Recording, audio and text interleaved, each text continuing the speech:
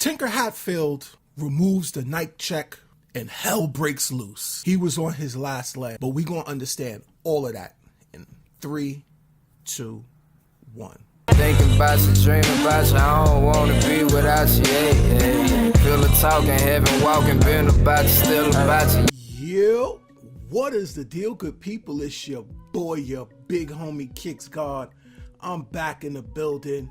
This is LD Kicks, where you already know it ain't nothing but kicks in the building. I have a sneaker here. I'd say the first release of this model sneaker was really accepted. It was definitely accepted. There was a lot of hype behind it. I actually tried to get my hands on it. I was this close in the first release of this sneaker right here. We are talking about the Tinker Air Jordan 3. This is the second release of this sneaker in this colorway. I want to say it's the red, white, and gray. The first release to the Tinker 3, or the Justin Timberlake Tinker Hatfield 3, was during the Super Bowl, 2018 Super Bowl, halftime or just past halftime. That colorway release, that colorway was obviously very more than very similar to the white cement threes. Did feature Nike in the back as such. However, it was the cement white threes. This one here, I would say this sneaker here is closer to the fire red threes than any other three. So we're going to talk about some particular points of this sneaker right here. So on the bottom, listen, nothing new. If you've seen an Air Jordan 3, then what you're seeing on the bottom of this sneaker doesn't change. Nike in the midfoot towards the back of the sneaker, or the heel portion, gray and red, or fire red maybe, does reach out on the sole of the sneaker, moving up white midsole with the black hits.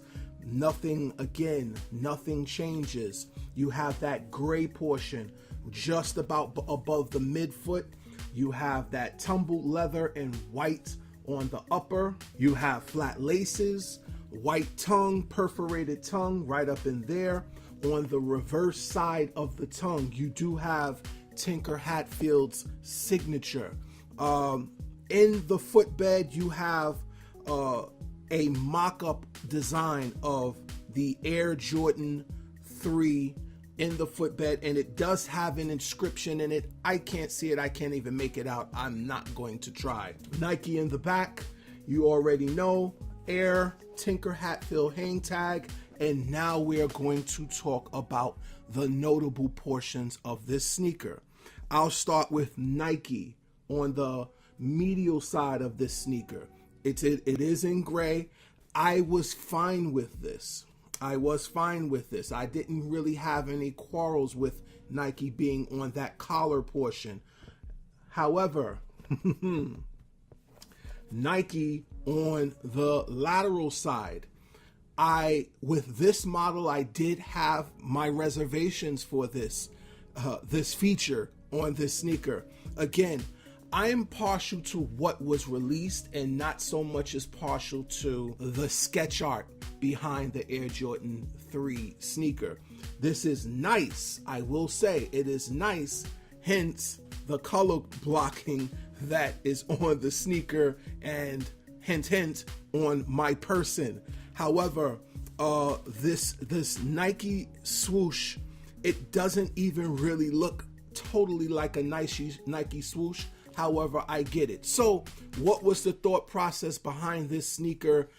You might ask. Nike brought on Tinker Hatfield as a lead. They wanted him to take over the lead in designing, or the lead role in designing sneakers moving forward.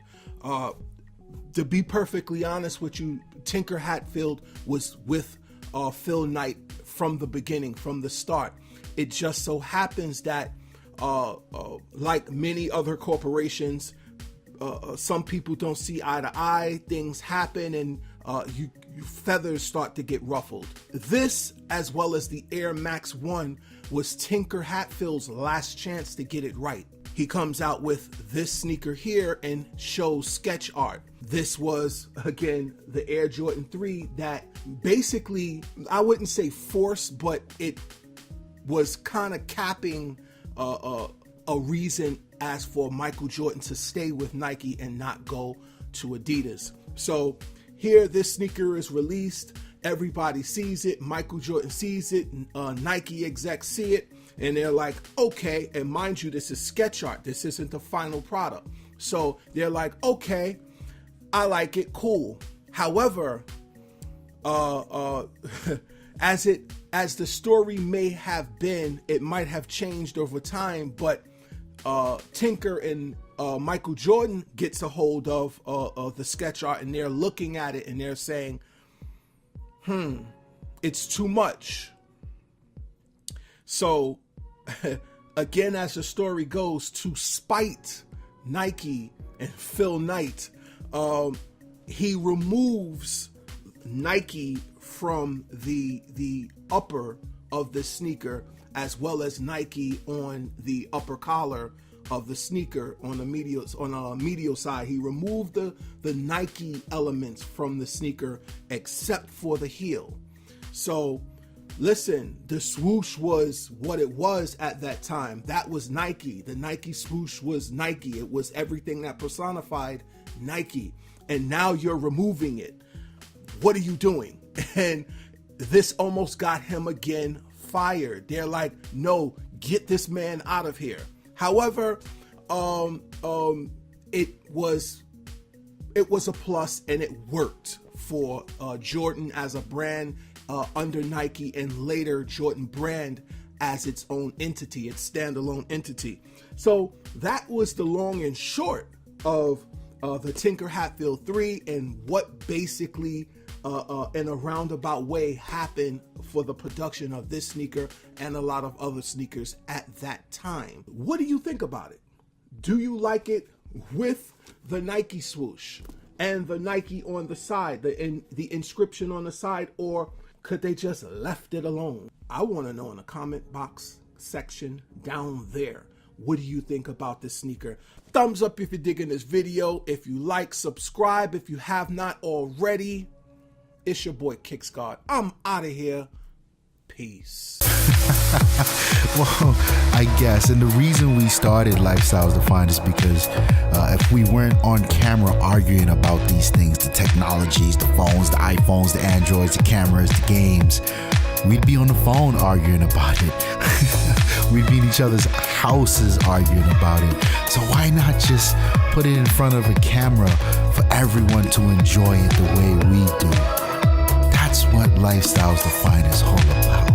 We just love it.